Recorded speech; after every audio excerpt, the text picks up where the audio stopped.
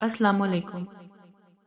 हम बच्चों के सीखने का वक्त चीख कर और उन पर गुस्सा करके ज़ाया कर देते हैं।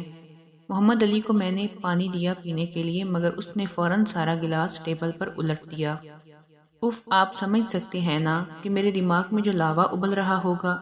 एक ऑप्शन तो ये थी कि मैं कहती क्या बदतमीज़ी है, सारा टेबल गीला हो गया है, और मोहम्मद अली खौफजदा मेरे एक्सप्रेशंस देखता रहता और मैं डांट कर पहले अपना गुस्सा कम करती, फिर टेबल साफ़ करती। दूसरा ऑप्शन ये था कि मैं टेबल साफ़ करती और मोहम्मद अली को कहती कि प्लीज़ मेरी थोड़ी सी मदद कर दें, मम्मा को वो टिशू पकड़ा दें और गीला टिशू डस्टबिन में फेंक दें। अब दोनों ऑप्शंस में फ़र्क क्या था? टेबल तो साफ़ करना ही था मुझे, क्योंकि वो गंदा हो चुका था, मगर मेरे चीखने से मोहम्मद अली कभी सीख ना सकता कि टेबल साफ़ कैसे करना है, बल्कि खौफ उसके दिमाग को बंद कर देता और वो डर कर सिर्फ देखता रहता। दूसरे ऑप्शन में उसने सीखा कि कैसे टेबल साफ़ करना है, कैसे गलती हो जाए तो उसको सही किया जा सकता है।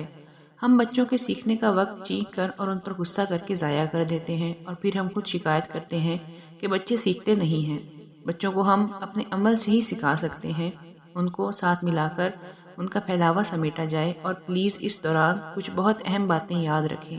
हम बच्चों को कभी भी शर्मिंदा नहीं करते। मतलब ये कहना, देखा आपने पानी गिराया था इसलिए साफ करना पड़ रहा है, या आपकी वजह से ये सारा गंद फैल गया है। हम बच्चों को फोर्स भी नहीं करेंगे, क्योंकि दबाव में आकर बच्चे कुछ नहीं सीखते। सीखने के लिए इतना काफ़ी है कि पास खड़े हम देखते रहें। हम बच्चों को अगर अपने अल्फाज से गुस्सा जाहिर नहीं कर रहे, तो अपने चेहरे के तासरात से भी हत्तल मकदूर कोशिश करें कि गुस्सा जाहिर ना हो। आखिर में बच्चे बच्चे ही होते हैं। अगर वो अभी गलतियां नहीं करेंगे तो कब करेंगे? ये उनकी सीखने की उम्र है। गलतियां करने दें ताकि वो सीख सकें। मज़ीद अच्छी वीडियोस के लिए हमारे चैनल को सब्सक्राइब करें।